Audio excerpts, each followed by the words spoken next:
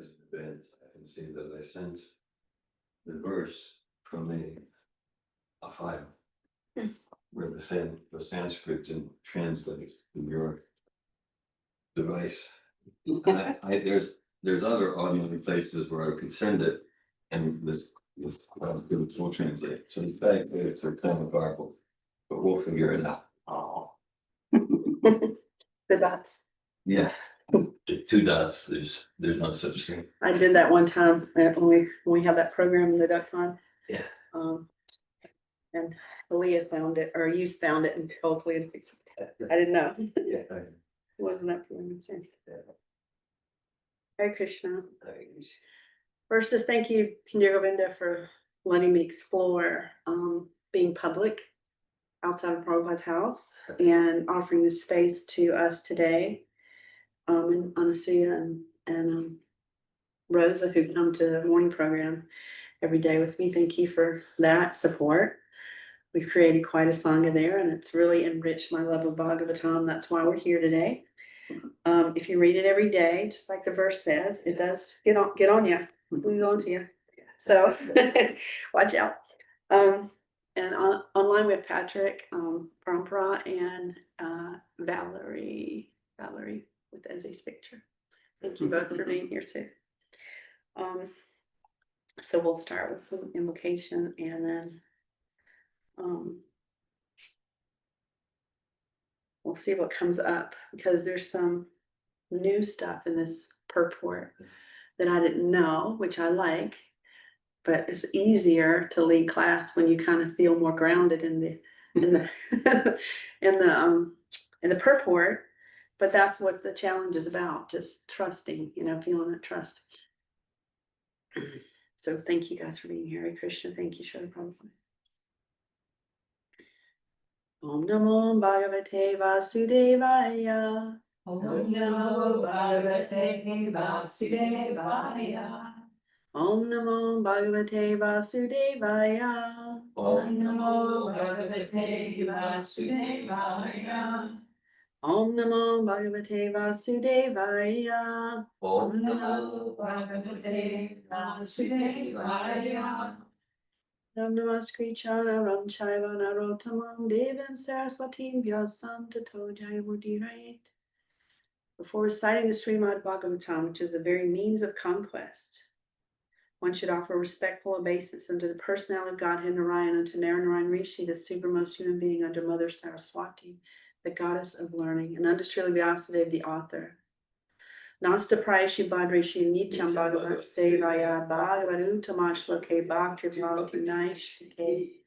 By regular attendance in classes on Srimad Bhagavatam, and by rendering service to the pure devotee, all that is troublesome to the heart is almost completely destroyed. And loving service under the personality of Godhead, who is praised with transcendental songs, is established as an irrevocable fact.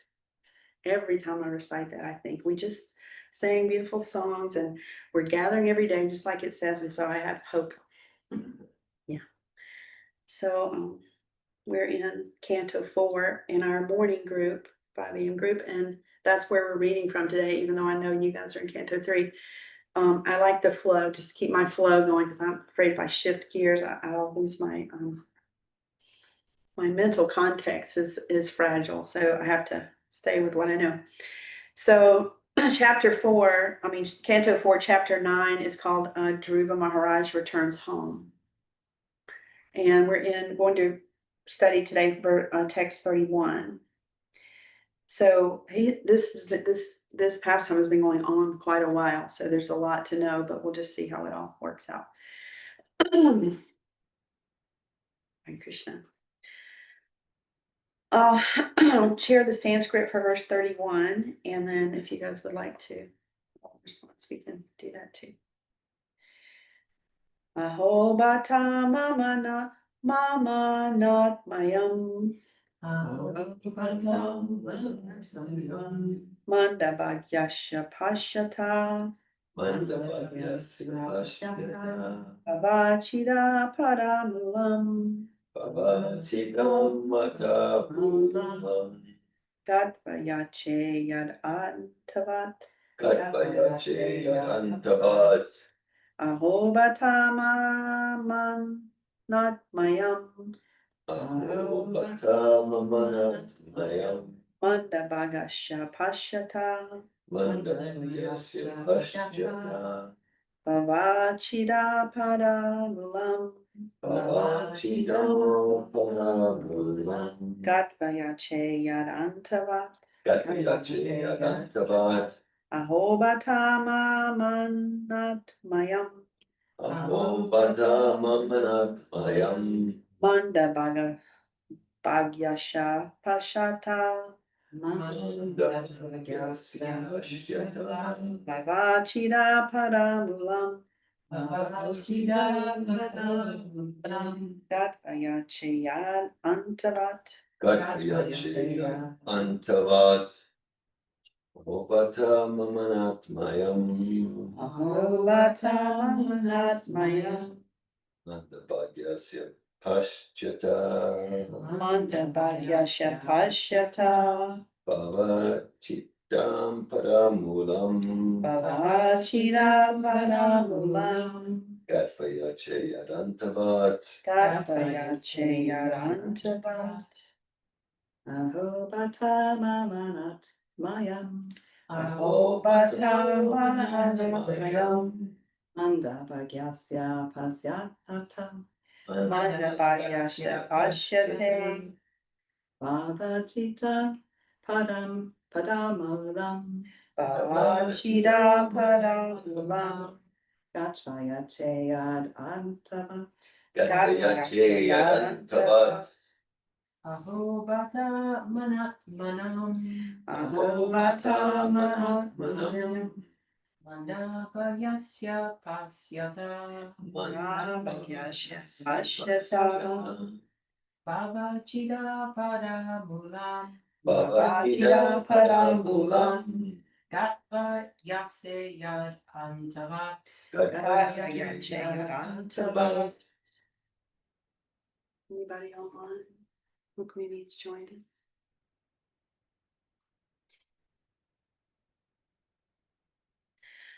All right, word for word. Aho. Aho. Oh. Oh. Bata. Bata. Alas. Alas. Mama. Mama. My. My. Anatmayam. Anatmayam. Bodily consciousness. Bodily consciousness. Manda Bhagyasha. Mandabhagyasya. Of the unfortunate. Of the unfortunate. Pashyata. Pashyata. Just see. Just see. Bhava. Bhava. Material existence. Material existence. Chida. Chida. Of the Lord who can cut off. Of the Lord who can cut off. Let's do that again. Chida. Chida. Of the Lord who can cut off. Of the Lord who can cut off. Important part of this verse. Padamilam. Ulam. Paramulam. The lotus feet. The lotus feet. Gatva. Gatva. Having approached. Having approached. Yache. Yache. I prayed for. I prayed for. Yat. Yat. That which. That which. Antavat. Antavat. Perishable. Perishable. Translation by Srila Prabhupada. Alas, just look at me. I'm so unfortunate. I approached the lotus feet of the Supreme Personality of Godhead, who can immediately cut the chain of the repetition of birth and death. But still, out of my foolishness, I prayed for things which are perishable. Purport by Srila Prabhupada. Thank you. The word anat mayam is very significant in this verse. Atma means the soul, and anatmya means without any conception of the soul. Srila Shabade instructed his sons that unless a human being comes to the point of understanding the Atma or spiritual position, whatever he does is ignorance, and this brings only defeat in his life. Dhruva Maharaj regrets his unfortunate position. For although he approached the Supreme Personality of Godhead, who is always able to give his devotee the highest benediction of cessation of a repetition of birth and death, which is impossible for any demigod to offer, he foolishly wanted something perishable. When Hiranyakashipu asked immortality from Lord Brahma expressed his inability to offer such a benediction because he himself is not immortal. Therefore, immortality or complete cessation of the chain of repeated birth and death can be offered by the Supreme Lord, the personality of Godhead himself, not by others. Harim vina na shrutim taranti. It is said that without the blessings of Hari, the Supreme Personality of Godhead, no one can stop the continuous chain of birth and death within this material world. Therefore, the Supreme Lord is also called Bhava Chida. The Vaishnava philosophy in the process of Krishna consciousness prohibits the devotee from all kinds of material aspirations. A Vaishnava devotee should always be Ananya Bilashita Shunya, free from material aspirations for the results of fruitive activities or empiric philosophical speculation. Dhruva Maharaj was actually initiated by Narada Muni, the greatest Vaishnava, in chanting of Om Namo Bhagavate Vasudevaya. This mantra is Vishnu mantra. For by practicing the chanting of this mantra, one is elevated to Vishnu Loka. Dhruva Maharaj regrets that although he was initiated in the Vishnu mantra by Vaishnava, he still aspired for material benefits. That was another cause of lamentation. Although he got the results of the Vishnu mantra by the causeless mercy of the Lord, he lamented how foolish he was to strive for material benefits while practicing devotional service. In other words, every one of us who engaged in devotional service of Krishna consciousness should be completely free from all material aspirations. Otherwise, we will have to lament like Dhruva Maharaj.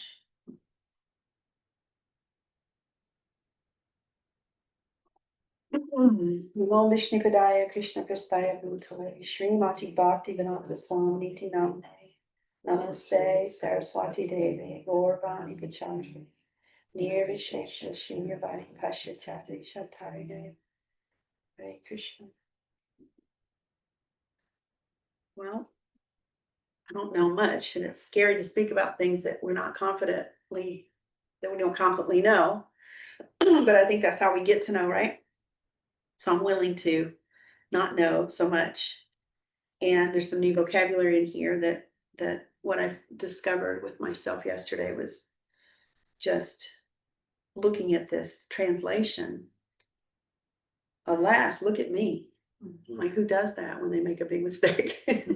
So that was catchy. And then the last line of the purport, otherwise you're going to end up just like Dhruva in foolish regret. So all in between, there's all kind of stuff packed in there. There's lots of concepts. So I found myself going down some rabbit holes, which is what I like to do. I was just reminiscing about when I was studying college. I used to do the same thing. Give me a topic. Back then you had to go to the library and get the index cards and go find the book. No computers. And so there's just so much to choose from, right? And so I pulled too many books down, and then where do you put them? You got to haul them. They're heavy over to the table. And then while you're looking for those books, you find some other books. And you had to kind of find it and read it and take, longhand notes on everything, and then check all those books out and lug them to the car. And this is so much easier. Now we can open 50 tabs and just read all the stuff, and hours can pass by. The fact that I want to do that gives me some hope in myself. But I've always wanted to do that. So again, with morning programs being a natural inclination for me, getting up early and being quiet with God in the morning. It wasn't always with God. Usually it was to prepare for work. But the same energy of I'm willing to get up and willing to sacrifice that time, and I'm willing not to sleep in and not to be lazy in the morning. Now the rest of the day there might be some conflict with that pride, but I had those two things that I like to dig around and read in the rabbit holes.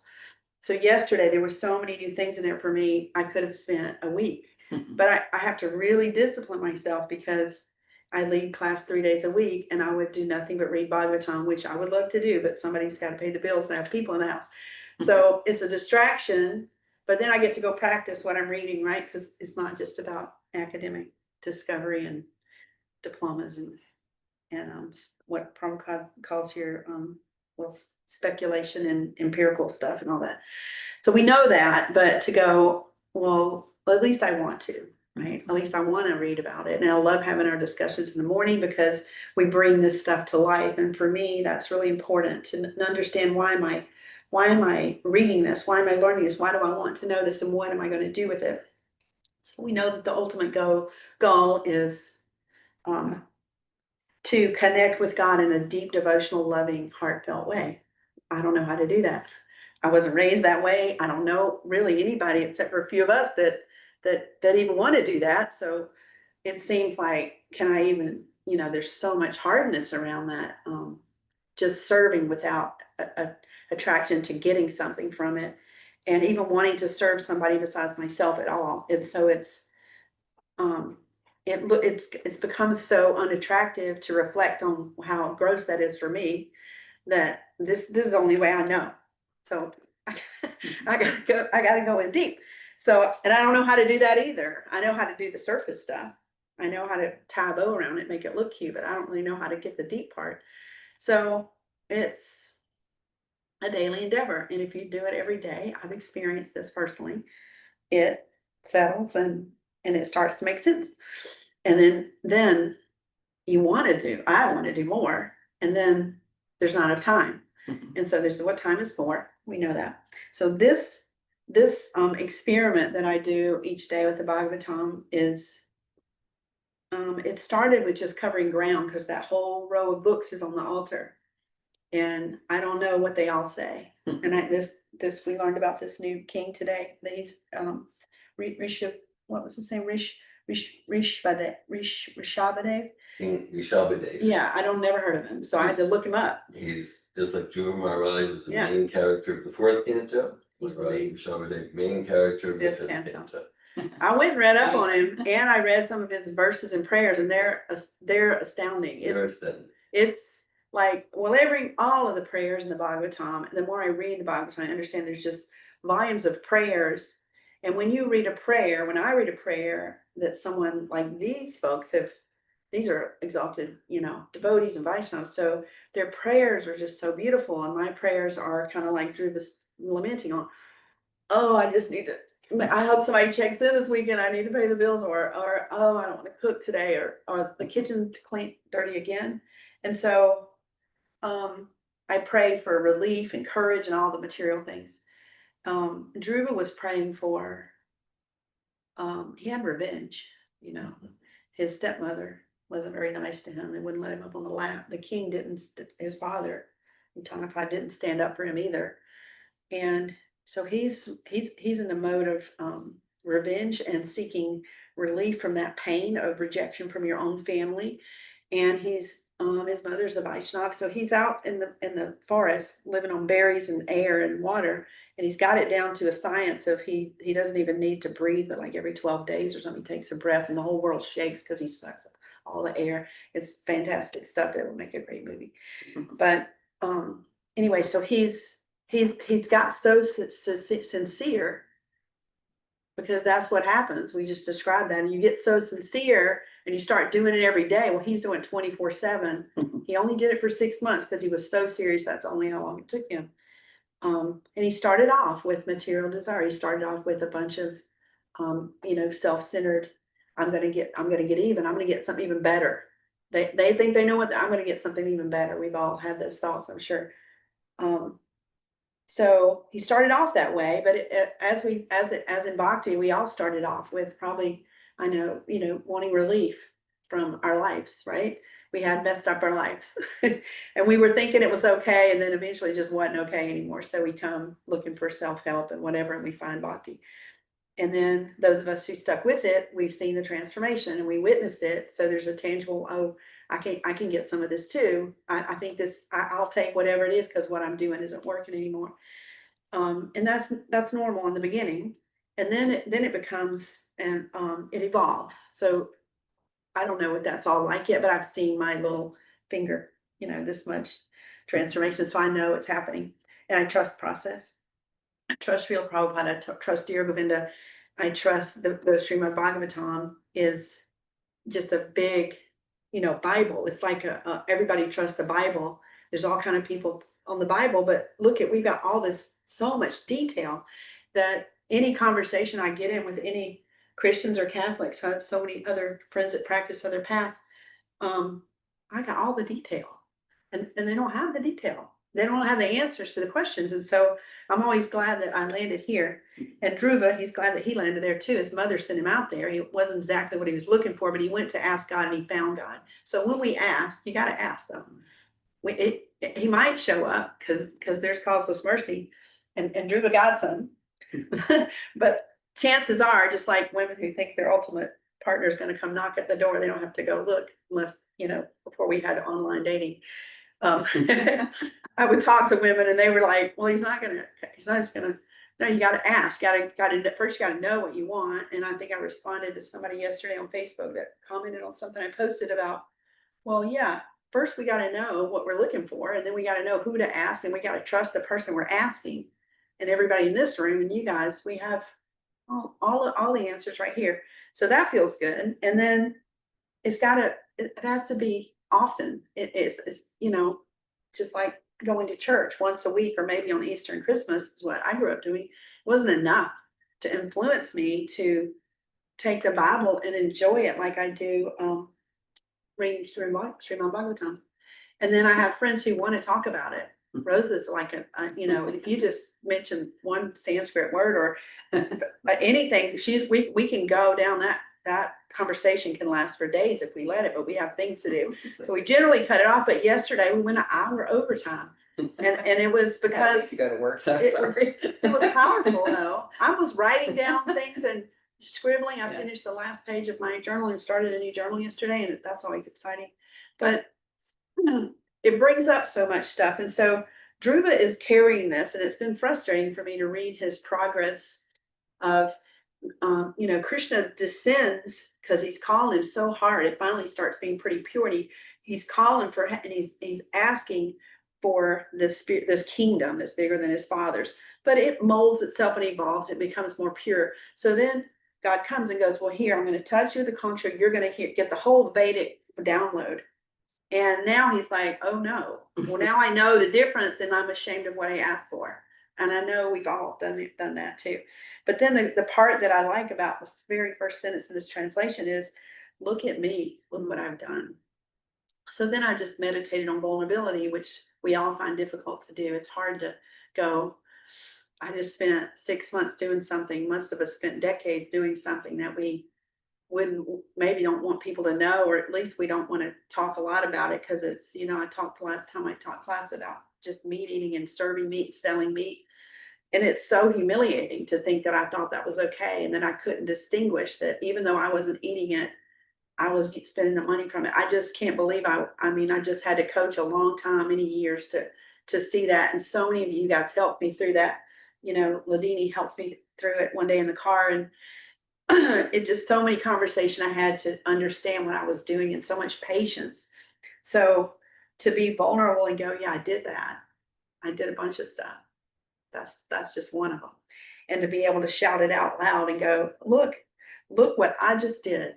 And so if we go to vulnerability, I think that's where we grow, right? But we don't want to do that because it's hard. And so I was thinking about the shame stuff we do in the advanced course. And I'd been to a course many years ago they did a shame circle, and it would be like 80 or 90 of us. It was a big group. And then we would write something we're really ashamed of on a piece of paper, and they'd take a hat around and you put it in the hat, and the hat would go in the middle of the room. And then we would all sit there scared to death because we hadn't had any sabotage training. And so it was very corrupt, and you had to be brave, but it went in the hat. So you didn't know, nobody really knew, you knew, but just the fact you had to bring it up and write it down and decide which one you were going to divulge because you weren't sure what they were going to do with that hat, that it went in there. And then they passed the hat around and everybody got one out. And then they read it, and maybe it was yours, maybe it was somebody else's, and you didn't have to claim it, but you heard all of it. And that taught me a lot that day, because I wasn't the only one carrying around a bunch of garbage and guilt and shame and foolishness. And I didn't have the vulnerability, the courage on that day. This was like 15 years ago, to go, that's mine, and I want to release it. I didn't, no way. But some people did. And I was proud of them and it felt good. And I knew what that looked like. And I knew I wanted that one day. And it took 3 courses for me to even say to do my good stuff. And I still got stuff I hadn't withheld in that circle that we do. And so Dhruva's just put it out there. He's not only just put it out there, but he's looking, he's face to face with Krishna. And it reminds me of the Bhagavad Gita when Arjuna says like something like, you know, we were friends, we laid on the bed together or something, we were chilling out and I didn't know who you were and I'm sorry. And so it's kind of that mood that like, I can't believe I did this, but he's been going on about it. And so sometimes I'm like, okay, but no, we're not ready yet because we all still have stuff to release. And I know I do, and I need to look at that stuff because tucking it under is not going to make spiritual progress in my heart, right? I'm not about to divulge anything right here, Lynn, don't worry. I'm not asking you to either, but there's a Where's the hat? I was like, so, let's see what else is in here. So cutting the chain. He's using Hiranyakashipu as the example of, you can't go to somebody that can't cut the chain and say, get me out of here.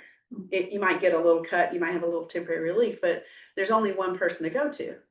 And so he's pointing that out. If you want that material disconnection and you want to push it off and you want to get clear, you're going to have to put it, you're going to have to look at it, bring it out, maybe say it out loud, maybe shout it from the rooftop. That always feels like really, for me, it feels, I think of that analogy all the time, just going up there and getting it over with, you know, just shouting it out. And so I was sharing something the other day on Facebook. When I start writing, it comes up for me reading, and I think there's a stuckness of not wanting to become completely vulnerable.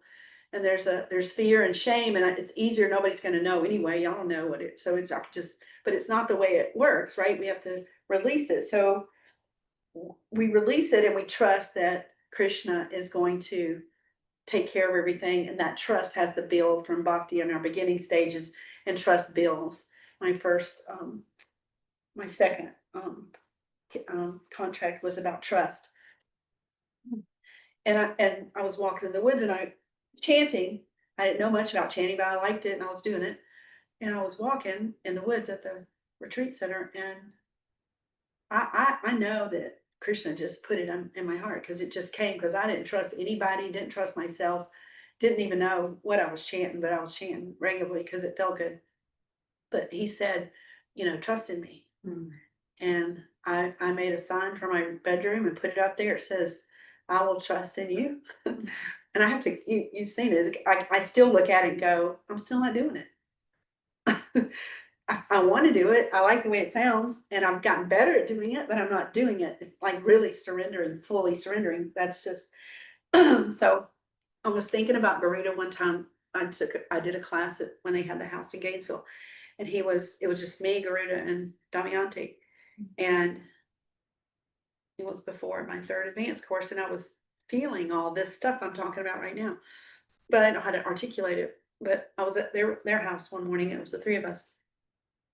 Garuda was leading class, and he opened up to what verse. I don't know if he even had a plan, but he looked at it. It looked something like this, like, holy cow, what's all that about?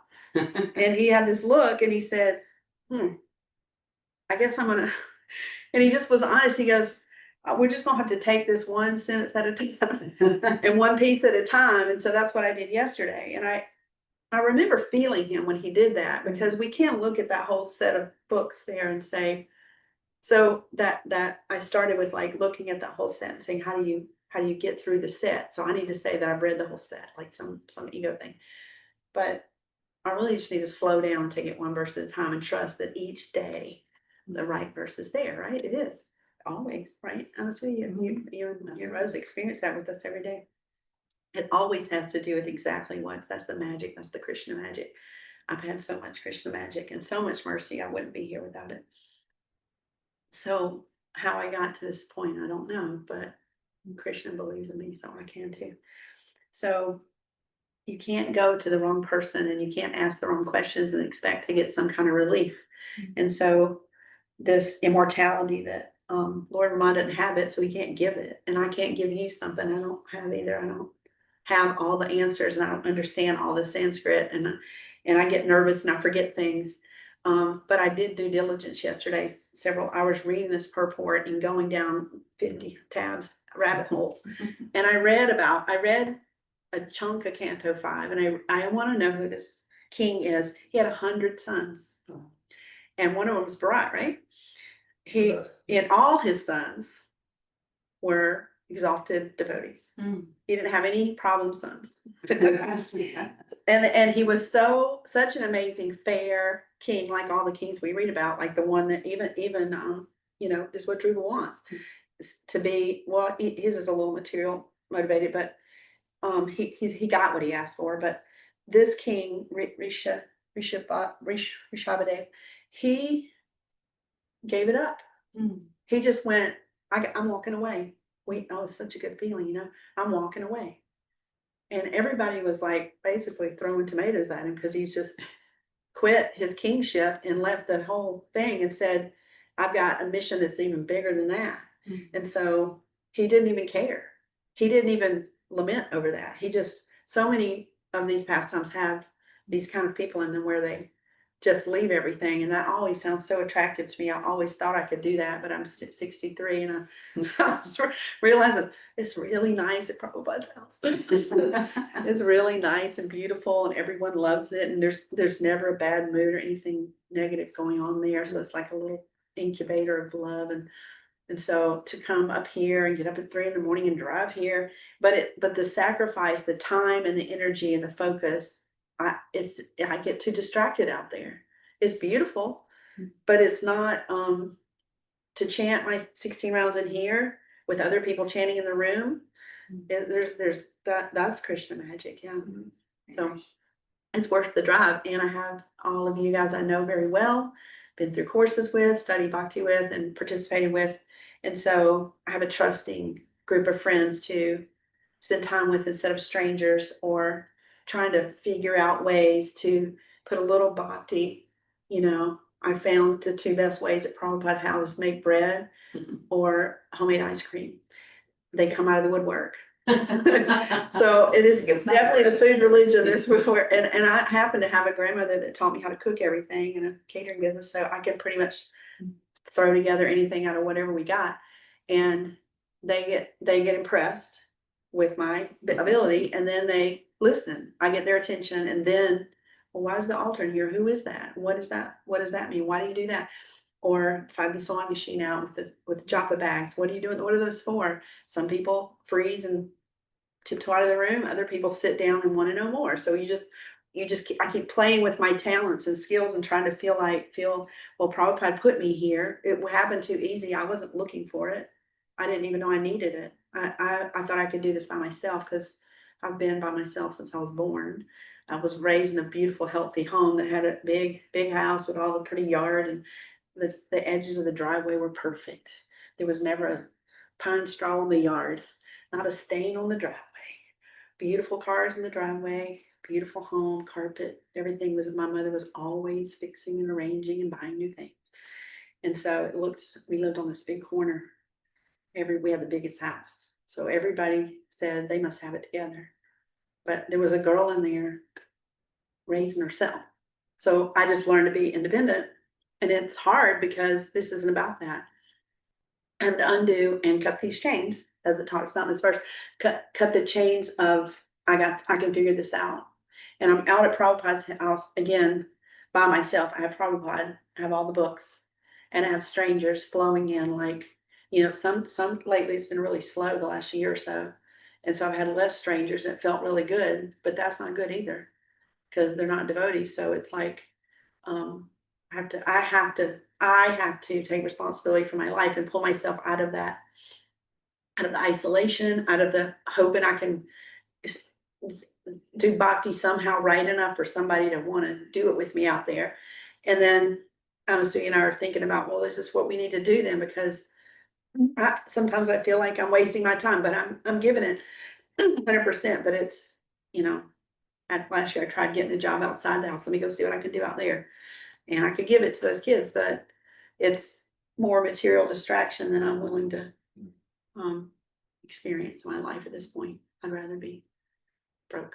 It was horrific experience what our education system has become. So anyway, this chain, the chain, there's a lot of cutting and a lot of chains in bhakti, right? There's a lot of attachment and us learning how to detach, and the chain, the bond to material existence. To cut it, there's one way. And there's a lot of ways, but this is the way and the quickest way, the most efficient way, and we've been given it. We got the mercy. We know Srila Prabhupada. So for those who don't, I don't know how I got to be one of the ones who do, but I'm happy. So there's a lot of Sanskrit little blurbs in here of new terminology that I studied yesterday and that I want to make part of my vocabulary, because they were things that the concepts I'd heard, but Prabhupada says, oh no, this is important and this is important. So it means I got to sit on it for a minute. And so I was getting bored a little bit with hearing Dhruva suffer. And so Prabhupada goes, wham. He's got to get real vulnerable, and we're going to learn a whole bunch of new vocabulary. For me, I like the Sanskrit and I like the vocabulary. So he talks about Om Namo Bhagavate. This is the Vishnu mantra. I never even heard it called that, but today I know that. And then I go, well, I got given a mantra. It was the Maha mantra. And what do we do with that? I mean, Krishna himself gave it to Dhruva. His spiritual master was Narada Muni. And so Narada just descended because this little boy is 5 in the woods. And he's trying and praying so hard.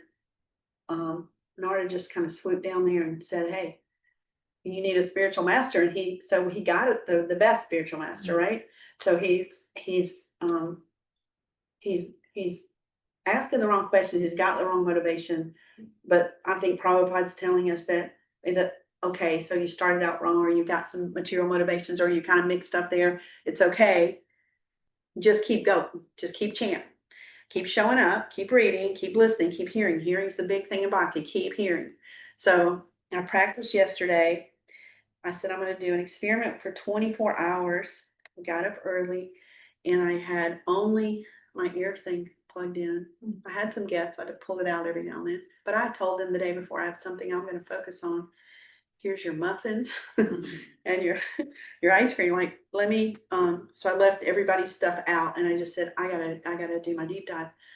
And I just listened all day long with the ear pod after we got off our conversation.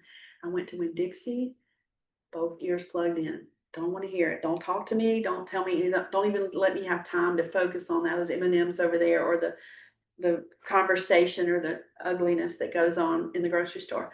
So as I, that means no, you can't scroll on anything if you've got Prabhupada in, right? You can't play, you can't sit on the porch and swing. I mean, I could, but I wanted to read this. So I saved this like a present, like, okay, once I got everybody situated, the morning program's over and there's bread made, let me just go in my room, shut the door, and let's go down the rabbit holes. Let's open all the tabs, Prabhupada books, like 10 of them. And so then it's like, I notice it about myself. I notice is this a distracting thing or is this a good thing? Like, but it's just my method of, I want to know all of this. And I could spend 6 years just on this purport, right? Until I get it grounded in me, but I'm going to keep reading. So each day there's a new crop of stuff, except we've been dragging about this lamentation about he's reflecting, which before I came to Sappatown, I didn't know, I knew what that word meant, but I'd never done it. Reflect, me, sit and go inward. I didn't know how to do that. I still struggle with it, but I know that's what we're being told here. He's been so self-reflective and he is lamenting, but yeah, we have reason to lament, but we don't need to hang out there. So I thought he was hanging a little bit long. It's not for me to judge.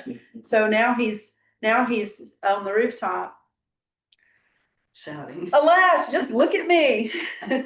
I've done this. I am unfortunate. I've approached the lotus feet of the Supreme Personality of Godhead, who can immediately cut the chain of repetition of birth and death. But still, out of my foolishness, I prayed for things that are perishable. So I started thinking about my prayers. What am I praying for? I didn't even know how to pray. You know, I'd never prayed in my life until I became a devotee. And I didn't know how the words should sound or look. I didn't know how, I'd never heard anybody pray. They didn't pray at my house. And I guess I went to church, but his prayer I didn't hear it. So I don't know what prayer looked like. So I'm reading all these prayers. I'm like, wow, these are amazing. They're so impressive. Like, how do you ever get that language and the willingness to go that deep in your prayer and go into deep reflection? But just to pray to God to help me. Just, I'm here. I know, look at me. I know I screwed up. I did some dumb things. I'm still doing dumb things. Um, but give it a chance and just pray awkwardly at first and chant awkwardly and chant distractedly. Last week we spent a whole hour or two on the 10 offenses to chanting in our morning program. We just stopped the Bhagavatam and went to 10 offenses because we're not in a temple where they're hanging up on the wall. And all of us kind of heard about them, but we really know them. And it was hard. And we got to that last one.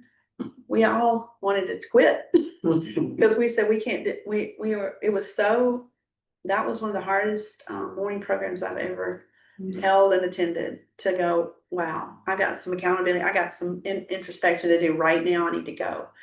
And so it changed my chanting, or it got it back on track a little bit.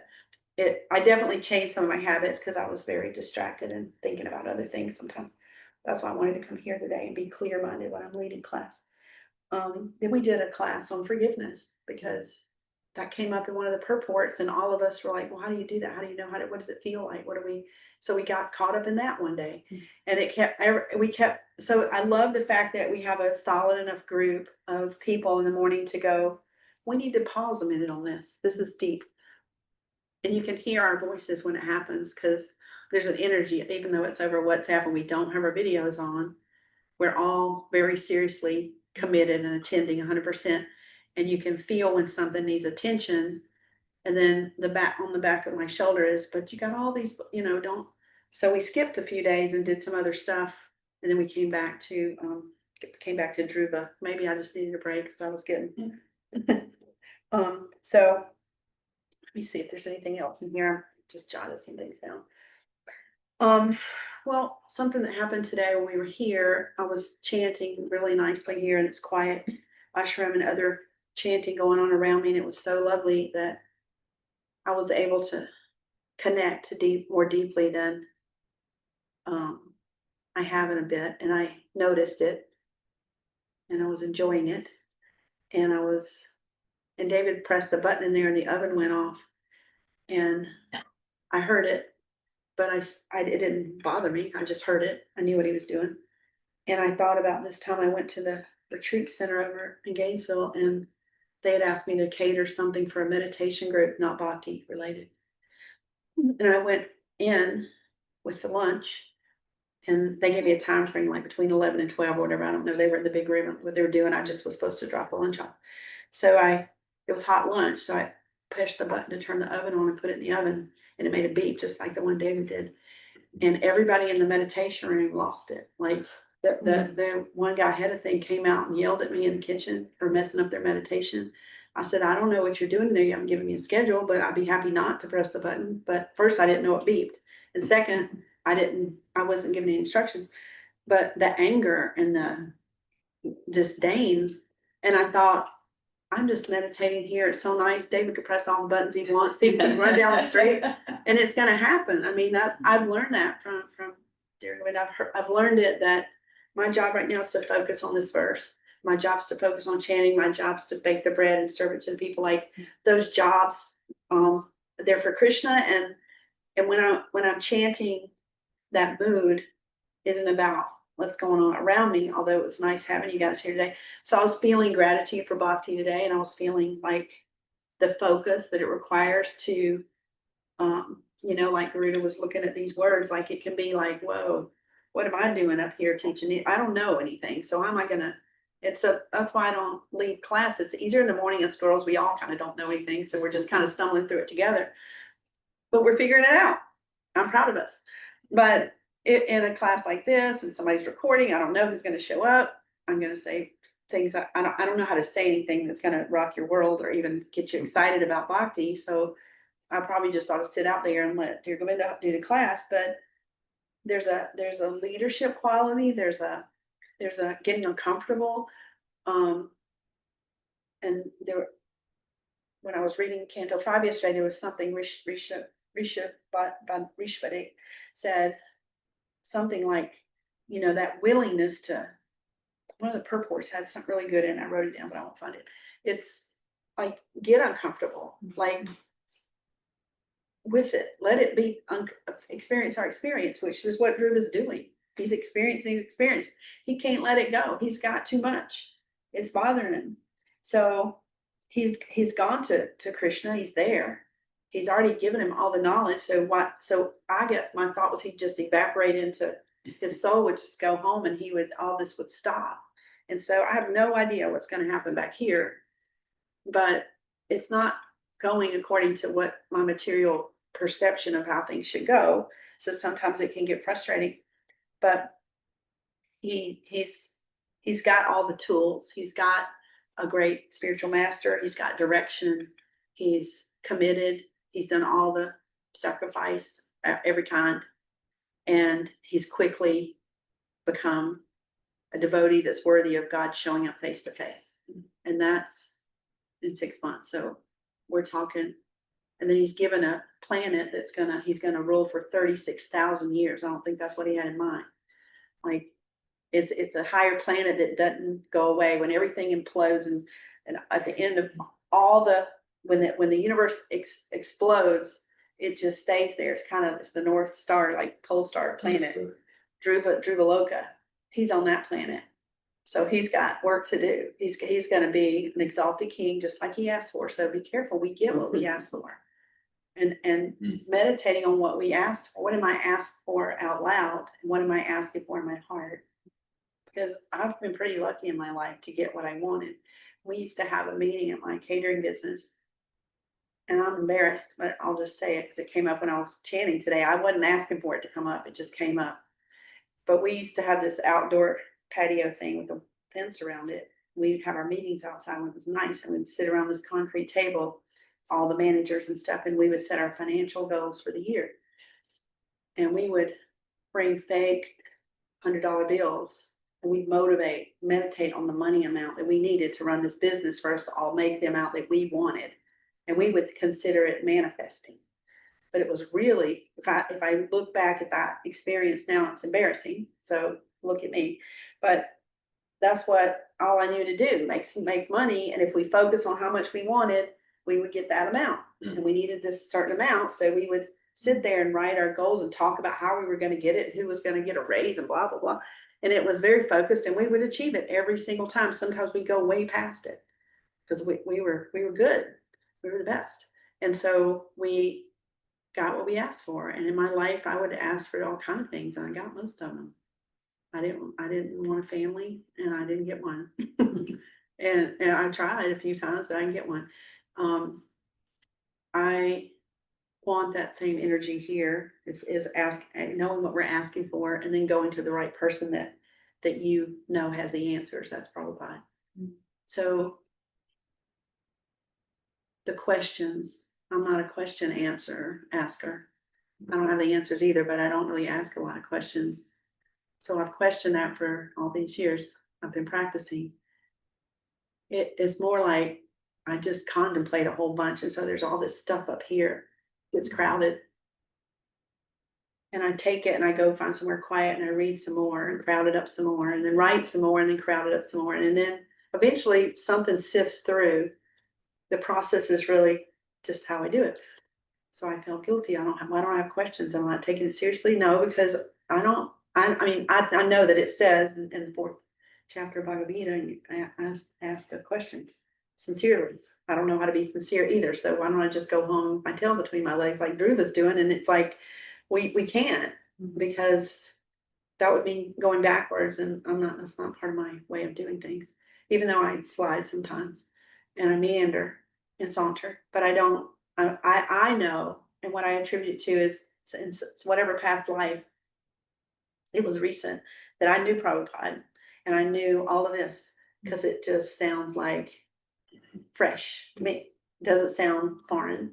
It doesn't sound, it's fantastic and crazy sometimes, but so is, I mean, look around. If you didn't know all this, if I told my grandmother she could surface up again, she wouldn't believe what's going on right now. It's too crazy. I mean, things are happening so fast in the world, and politics and war and social media and AI. Like, who could have thought that? I mean, it's going to get worse, right? But go back a few generations.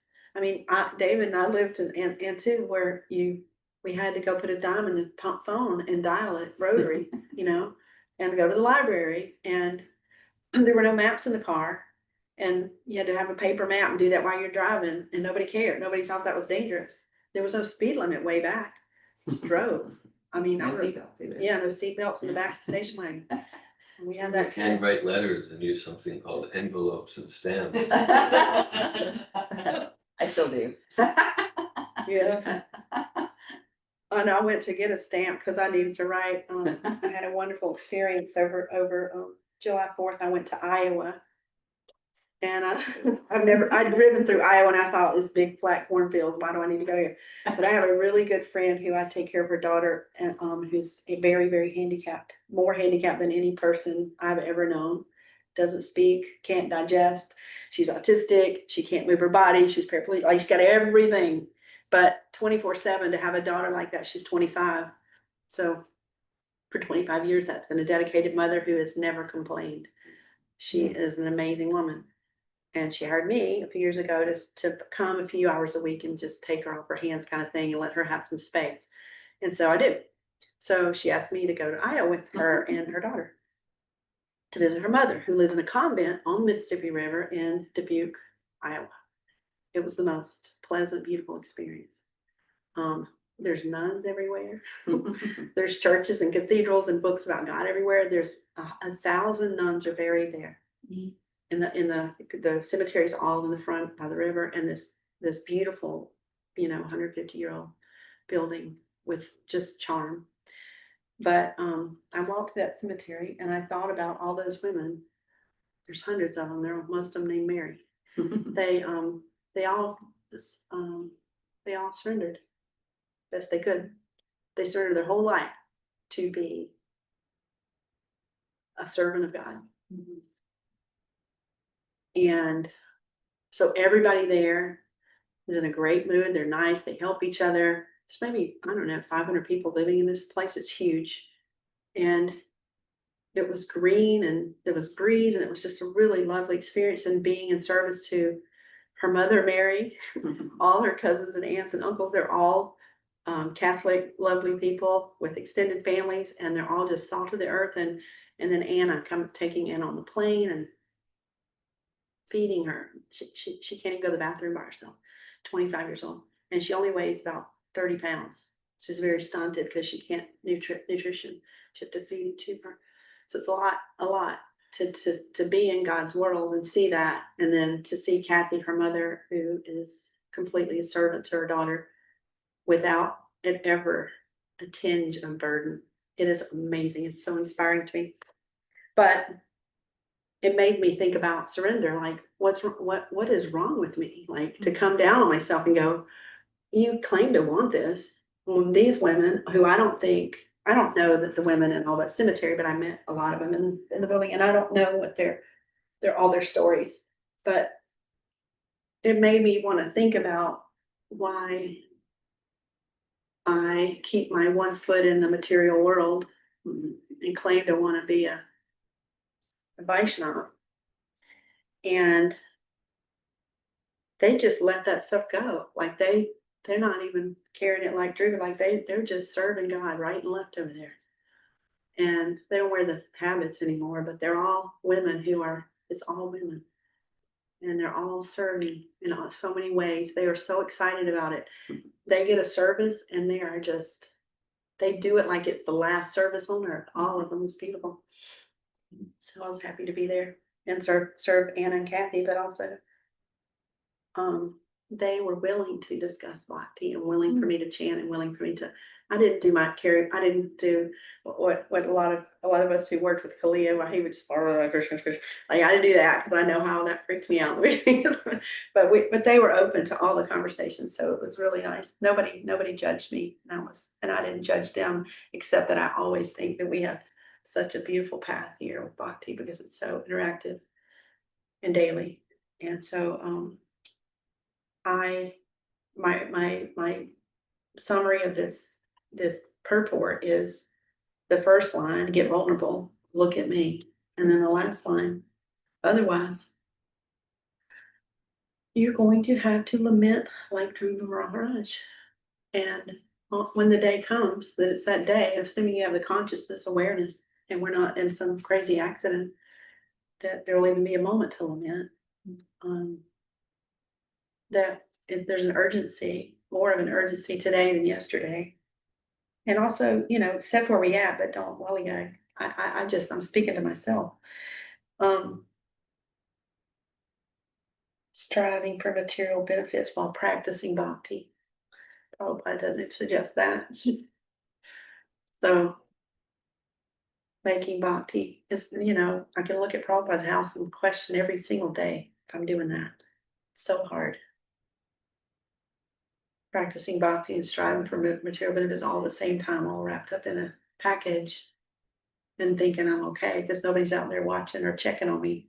So it's I rule the kingdom. Yeah. It's glad that I've had some practice at introspection and that Prabhupada's here to guide me. So humility, sincerity, and determination. I've got determination, humility, and sincerity. I still understanding what they look like. So Dhruva is, things are going to shift. I know. I don't know what happens, but I trust each day, and I know that that's the verse I need. And so I'll keep doing my process until I learn a better process of just opening all the rabbit holes, going down, seeing what Prabhupada's, seeing what I'm drawn to, reading about all these personalities, learning some Sanskrit, enjoying the process, trying to chant sincerely all the things. And we're way past the 6-month mark that Dhruva got, but mercy happens mysteriously and Krishna magic is everywhere. When I moved into a house a few years ago, I think I texted you, David, because I was so like, what? I was in the middle of moving. I was having an exchange student come live here. I had a house that needed more space for her because she's a high school student. I wanted to have her own bathroom. So I was like, I need to find a better place. I was looking.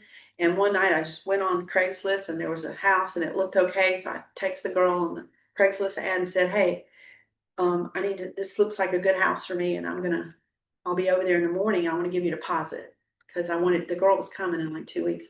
Lucy from Italy, and I got there and there was one of Gaetano's statues in the front yard, and she said, "I don't know how that got there." She didn't know. She didn't recognize it. She didn't know him. She didn't. So she lives in Texas and she's managing from Texas. So whoever lived there before, but I didn't see it in the picture. I didn't know, but it was like things like that happen in my life pretty much on a daily basis. By Rock Creek. Yeah. Wow. Awesome. Yeah. So I'm open to more of it, but I'm 100% responsible. Honestly, and I have a lot of stuff from David's book printed out and laying around the house. Just in case people are interested, they might need to come at it from that way. That's what I needed, so I can relate. So we have lots of, flyers and knickknacks and things you can pick up that have, everything. 5 days. And they like looking at it. The lady yesterday picked it up, the list of roadblocks. strategies for living, and she said, "How do you give 100% every time?" And she said, "Do you mind if I take this home?" I go, "That's what it's there for." But let's talk about how you give. What are you doing in your life, and how are you? I go, and I can feel right now I'm trying to give 100%, but it doesn't. I always feel like I fall short. 100%. Dhruva gave 100%. 5-year-old in the woods. He just chanted his heart out. He didn't know anything about any Bhagavatams. He eventually had Nirmuni, but he just prayed and prayed and prayed God. And he was praying for the wrong stuff, but he was praying. God heard him. There's so much technical stuff here that I want to dive into, and I'll stop and let you guys see if you want to comment anything. I'll just I'll read the translation one more time. Alas, just look at me. I'm so unfortunate. I approached the lotus feet of the Supreme Personality of Godhead, who can immediately cut the chain of repetition, birth, and death. But still, out of my foolishness, I prayed for things which are perishable.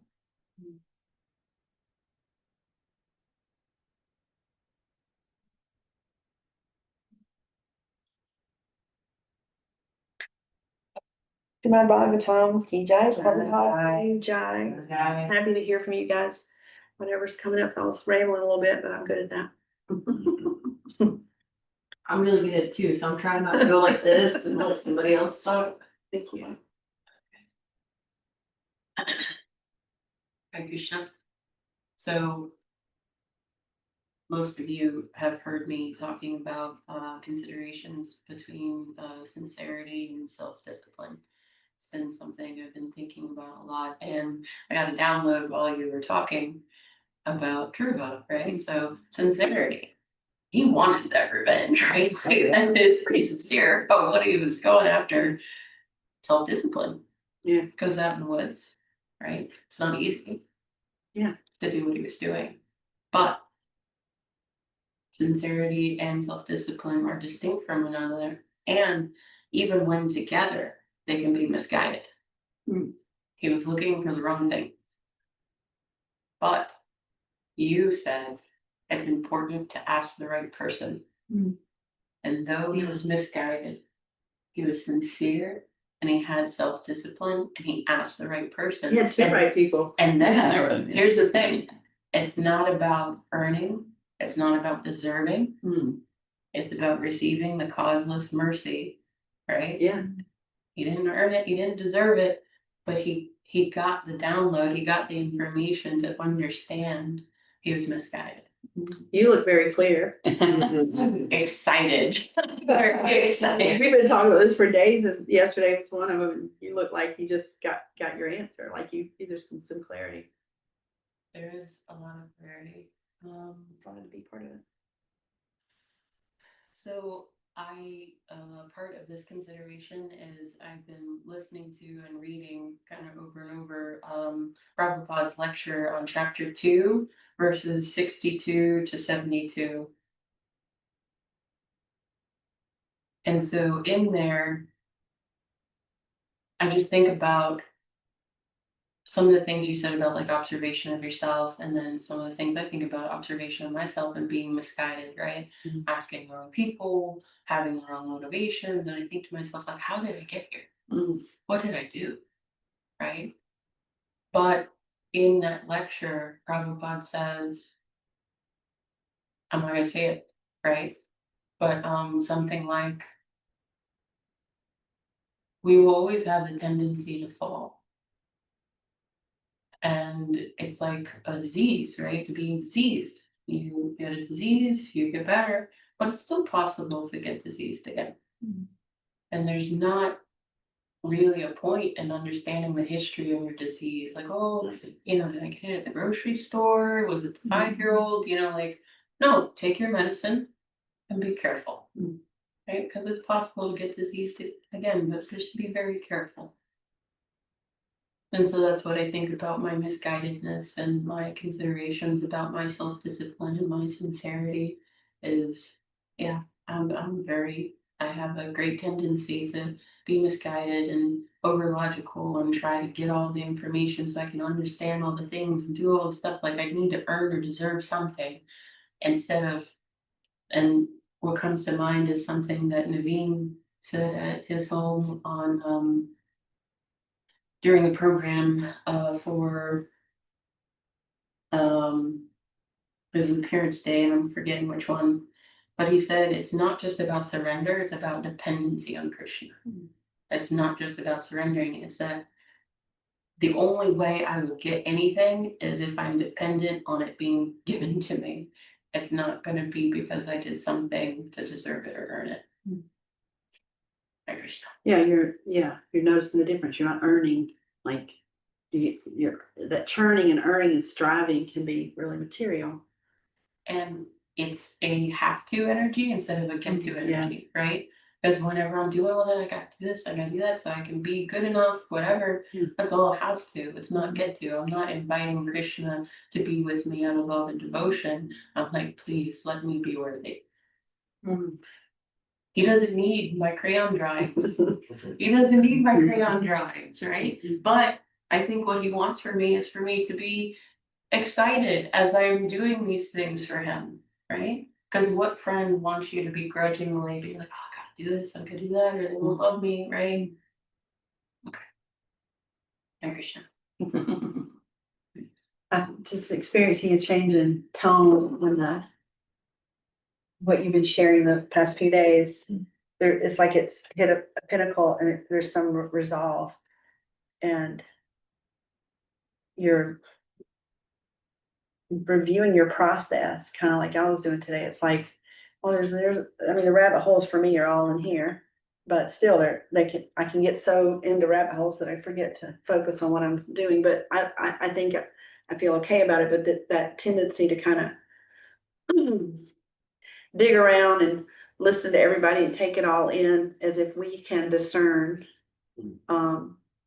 honestly with what to keep and what to throw out. Best we just stay in this rabbit hole right here.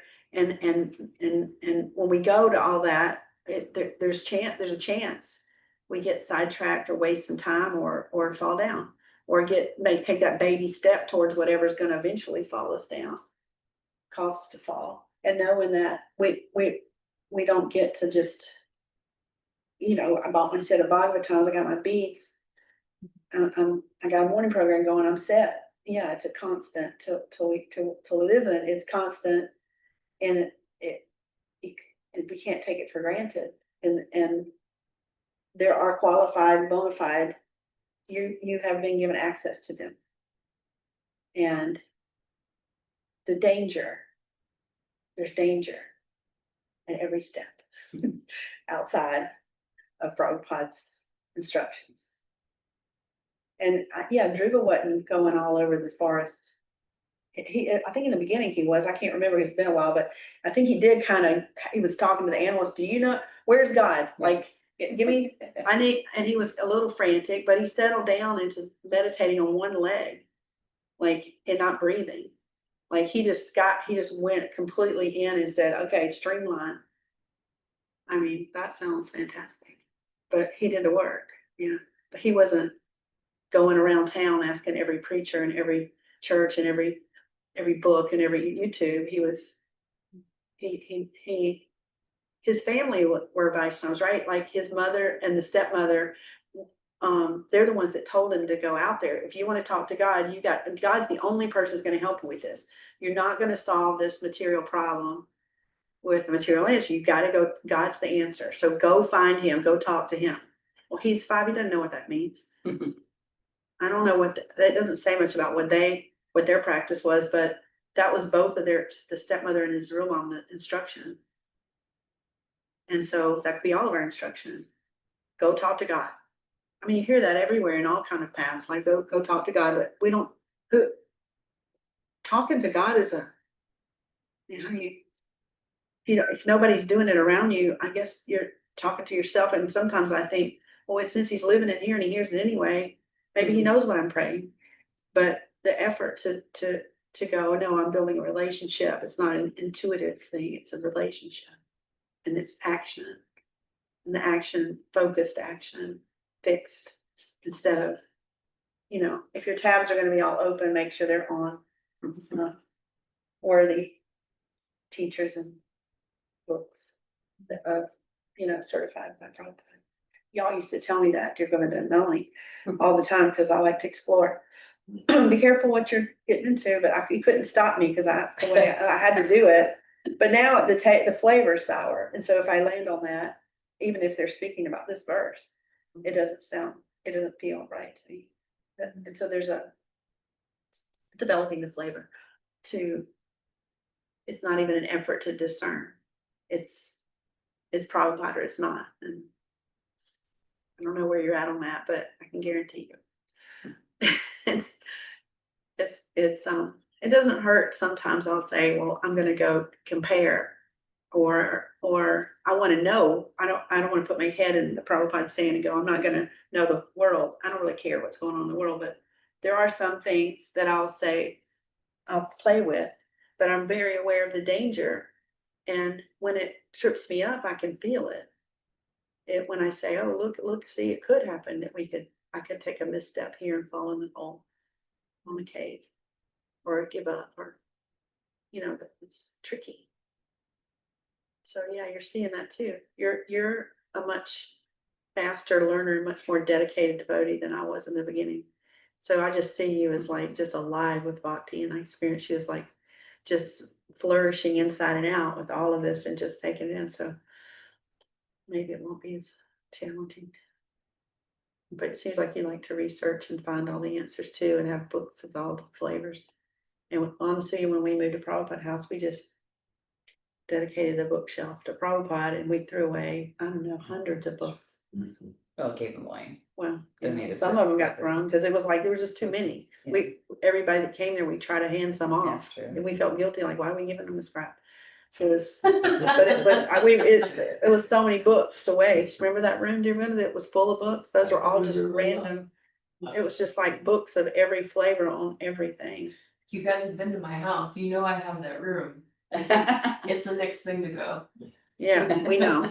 We saw it, but we know we've all been there, Yeah, for sure. And sometimes we kept some of the self-help books because sometimes that's what the guest they'll pick it up and they'll bring it to me and say, do you mind if I read this book, or can I have this book? And I'm like, yeah, those you can have any of these books, but Yeah. if that's what's pulling you, because we know there's not any garbage up there, I don't think anymore, but we know that what they're pulling out, if they're feeling introspective and they're feeling like this house is quiet enough for me to actually read something and go into that space, then they're gonna be more cooperative on the other things we're gonna bring up and show them and share with them.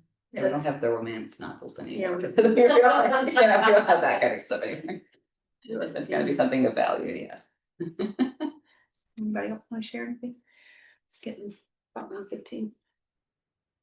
No, I'm inspired by see his Dr. Eze and who's he? I think it's Rukmini, Okay. is it? It was. If it changed, I didn't know. Can you guys read it? It looks like it's Rukmini, yes. Very tasty. Valerie's Yes. name on Eze's picture. Yeah, that's right. Yeah, so I'm inspired in my bhakti, Laksmipriya, by your addiction to Srimad Bhagavatam. It's a good addiction to have. You Yes, have one. yeah, we're gonna be addicted. We get to choose to be addicted to Bhagavatam or Harlequin romance novels. I never was. And so, yeah, no, your absorption of Bhagavatam, as you shared in class, that the Srinvatam Sakta Krishna Punyashravan Kirtanam, Vidam Tastoya Bhajani Vidunoti Srisatam. Sri Krishna, personality of Godhead, who is the Paramatma super soul in the heart of all living entities, and the benefactor of the truthful devotee, personally cleanses the heart from material desire for the devotee who has developed the urge to hear Bhagavatam, to hear Krishna's messages, which are in themselves virtuous when properly heard and chanted. So that hearing, that's the driving force of the process, getting attached to this hearing. So you're attached, and that's the soul's going to be attached. I'm inspired in my bhakti. I appreciate how you go into it threadbare, like that. Just like I wouldn't have noticed that. That's the he says, "Look at me." Like if I was leaving class, I wouldn't have focus on it, but like just the one word, ahobata, look at me. The way you unpack that, I was like, wow, that is so. Yeah, his vulnerability, the humility, like I'm like, if I have stuff to be ashamed of, I just want to hide it. And let's not look at me there. Look at me on things that will give me glorification. So just I appreciate the Prabhupada used the word threadbare, and you go into it there, and I appreciate the exchange right now with between you and Batin Rosa, to the right person. Yes, Dhruv Maharaj had his mother, who was the right person. She's his Laksmipriya guru, and then he had Srila Narada Muni, who brought him to Vishnu, Om Namo Bhagavate Vasudevaya. And yeah, so that's why so I endeavor to dedicate my life to bring people to the right person, to Prabhupada. And then it's just like, this is, you've got the perfect source, and I'm here to support that, and I'm here to support that. And to the extent that I'm representing Prabhupada, then I'm authorized. And Laksmipriya, you always said that. I'm completely that person. I mean, I have my bookshelves, I got all sorts of things. I don't think I have romance novels. If you look like, but yes, so you always had that tendency, Laksmipriya, and it's you could get lost, you can get confused, and you just like had the inspiration, super inspiration. You had the sincerity to to go here and there, and I know you still go here and there, and you have the sincerity to always keep Prabhupada in the center, and to process wherever you go, whether it's this lecture, that book, to process it in a way where you're seeing it, realizing it through the pure lenses of Srila Prabhupada, and that requires sincerity, and that requires deep Krishna consciousness, and I still go here and there in my reading and searching, and I endeavor to see it through the pure lenses of Srila Prabhupada. And this whole section of Bhagavatam, this verse, it's definitely, and maybe your discussions on this canto, you've already been there. It's, for me, it very much relates to a section of the seventh chapter of Bhagavad Gita. Yeah, okay. Right, so Okay, I've got some notes there. I went back and read that because it does. Yeah. And chapter 2 has some stuff too. yeah, chapter 2 completely. Yeah, 256. Yeah, it's all, that's the magic. That's the real Krishna magic, is no matter what page or what, you can be reading 3 different. It's the No human could do that. Like it yes, it's too much. It's so synchronicity that it's not synchronicity. It's like something beyond that, the interlacing of all the, and you can put all the time. I'm reading here, and then I'll find Prabhupada doing a lecture on the same verse. yeah, Listen to it, and he's talking about things that I didn't think of, or he brings in another verse, and the way it starts connecting is, and then I'll say, okay, well, that's good. So then I'll put on like Vaisheshekar or Kesava Swami or something to see what are they saying, or the YouTube will just go to the next one, and I'm listening while I'm cooking or something, and there it is again, and there it is again, and there's another perspective, but I'm not dialing it up that way.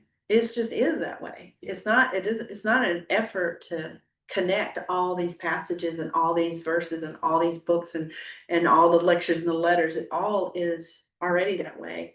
And so if I'm meditating on this verse and I decide to listen to a class before I go to bed, I don't need to go look for the right one. Yeah. It's magic. I just get the whenever I open my YouTube, Prabhupada's gonna come up because of my algorithm. And it's gonna be the one, even if it says it's about something else, whatever subject, it's gonna have this in there every time. I mean, that's just, people should just take that as enough to go, this is something different than anything else. And I could, and if I had the bravery and the articulation, I would just take that live every time and just go watch this. We're just gonna, and just show people that it's like, you can't explain it. It's beyond belief. yeah. For me, that's a big part of the ongoing and constant enthusiasm to study all of Prabhupada's books again and again and listen to his lectures, that just the interconnectedness, and get more and more drops of realization of the interconnectedness. One thing I want to comment on the 36,000 years. So my understanding is Dhruv Maharaj, his benediction was actually to rule in this universe for 36,000 years, and then go to the pole star and preside there forever. Because the pole star Dhruva Loka. It's an eternal Vaikuntha planet within this universe. And so I just want to. Yeah. That was Sometimes there's not enough info for me. Yeah. And that's one of the things I think that intimidated me from leading classes. There's all these points of where if you've been in this movement long enough and you've got all that depth and that width, then it seems like it all fits together. But when I don't have depth, and I've been reading a few years and I don't know much, then I feel like I'm gonna miss some of those things. So I have to go looking for what I can find, but you can't, it's not something, not all of it's not available on the keyboard. So I have to just wait till it comes up in a later lecture or a later verse Yes. and then put it together. So the bandwidth isn't there. So what am I gonna share with you guys? Because I don't have that depth and you do. And so it's so nice to hear all those pieces come together. So I apologize for not having the depth, but I can only give you what I got. We can't give anybody what we don't have. And all you've got is enthusiasm for Srimad I got that. Bhagavatam, and that's complete and more than complete. Understood too for those. Yeah. So the seventh chapter of Bhagavad Gita has a section. Krishna says, Tatorvida Bhajanti Mam Jana Supratinarjana Turgjasa Artarti Kenicha Bharatar Shabbat. And he says there's 4 types of people who naturally approach me. And most of them are like Dhruva Maharaj at the beginning, or me, and people approach me because they want money or they want a kingdom. People approach me because a family member's sick and they want them to be cured, or they're just, or Krishna just idle curiosity, not like I'm committed to devotion. So Krishna describes all that, and then Krishna goes on and says, and they're all magnanimous souls. It's all auspicious. There's text in the Bhagavatam, Akama Sarakam Mokshakam Udarati Tivrena Bhakti Yogena Yajeta Pushampuram. That text from Shukadeva Goswami says, okay, whether one's full of material desires, one's impersonal liberation, one's pure bhakti, whatever situation, that's what Krishna says in the 7th chapter of Bhagavad Gita. Approach Krishna, chant Hare Krishna, engage in devotional service, and then our motivations will become more and more pure. Srila Dhruva Maharaj, he's the archetype epitome of that, and he became pure.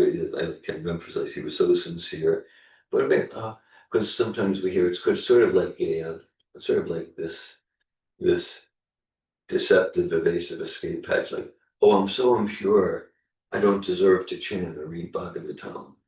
Okay. No. It's from wherever we're at, whatever our motivations, whatever, I want to be adored, I want material stuff. We're encouraged, chant Hare Krishna, follow Prabhupada, chant Bhagavatam, and then our motivations will become more and more pure. And that's Dhruva Maharaj pastime so much illustrates that. It seems like we can't know how whatever we're sharing is being received by any recipients that are hearing whatever I'm saying or you're saying. We can't know how they need to hear it. So when we let go of I don't have anything to say, or I might not say it right, or not pronounce it right, or whatever, use the right references or quotes in Sanskrit. Like, there's so many times that we've all experienced where some incident happened and it struck us and it changed us, and that person didn't even remember saying it. So I go back to that a lot because I don't know, because people all the time come to Prabhupada's house, and when they come back the second or third time, they go, well, you're the one that showed me that, or I don't even know, I don't have a recollection. It doesn't even sound like something, but what they heard.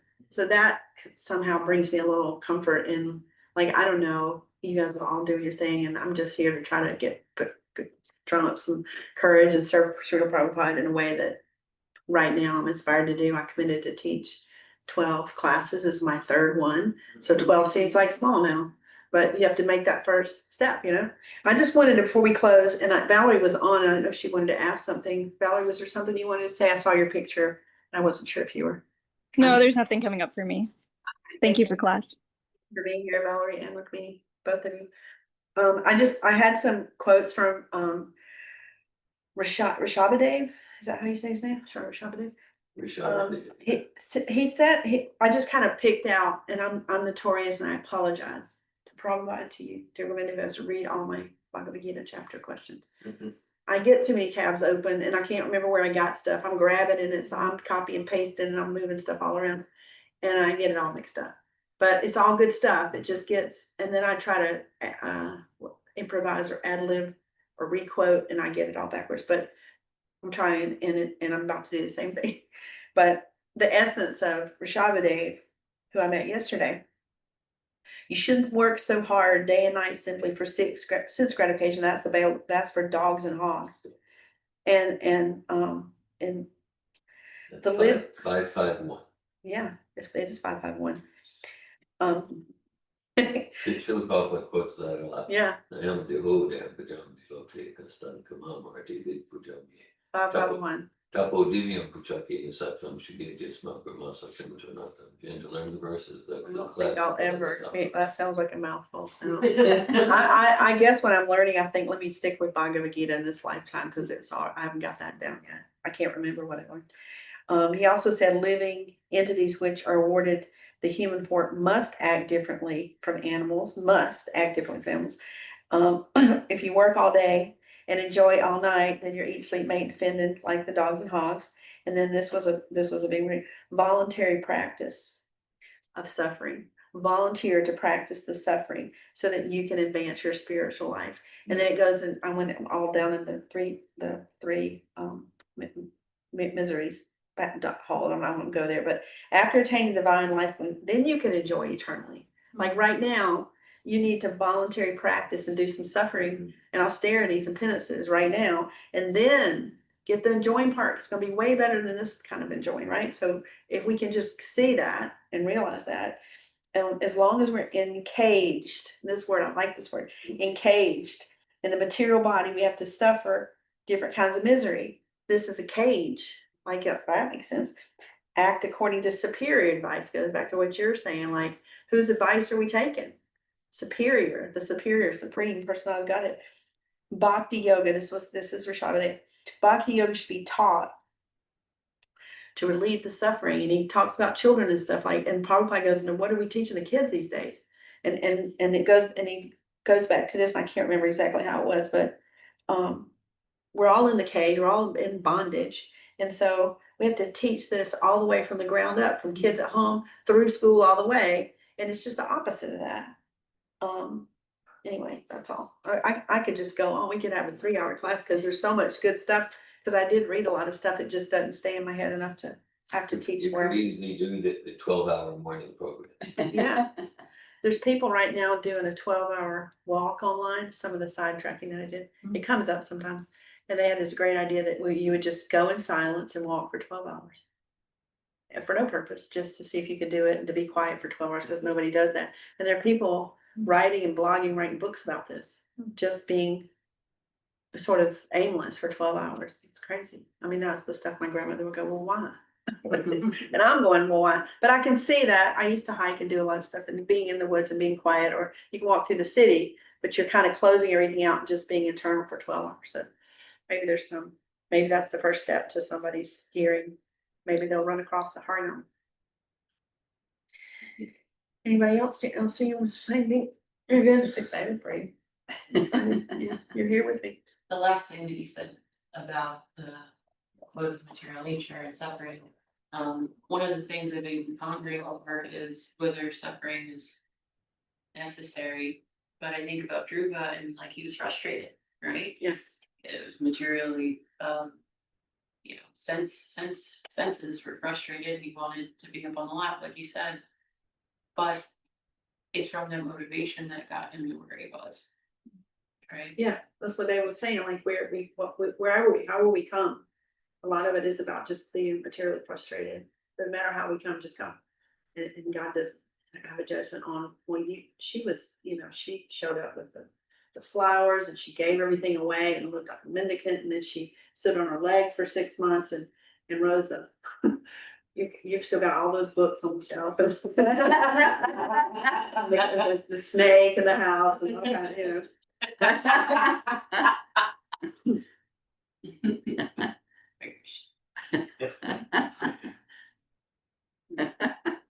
he listens to all of us equally. And yet we can be loud. We can be loud and focused. But yeah, he favors the devotees, right? He favors, we're in a devotional setting right now, so we're getting a little bit more of an ear. I hope I didn't disappoint. I'm speaking to Krishna. And Prabhupada. You guys will love me anyway, and they will too. Srimad Bhagavatam ki jai, Srila Prabhupada ki jai. Hare Krishna. Hare Krishna. Hare Krishna. Thank you, Rukmini and Valerie, for being here and listening. Thank you, Laksmipriya. This is the very inspiring. Yeah, right person. You're wearing the right color shirt. You're the right color I shirt. was trying to be alive and sprightly today. You way to end the thing. Hare Krishna.